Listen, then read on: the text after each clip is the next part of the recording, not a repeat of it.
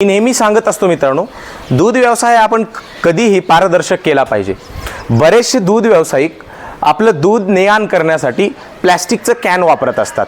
कमीत कमी प्लॅस्टिकचा वापर करून शुद्ध आणि दर्जेदार दूध आपल्या ग्राहकापर्यंत कसं गेलं पाहिजे हे प्रत्येक दूध व्यवसायाने बघितलं पाहिजे। इथं जे तुम्ही कॅन बघताय हे सगळे जर्मनचे कॅन आहेत, म्हणजे या कॅनमध्ये दूध हे अतिशय शुद्ध असतं।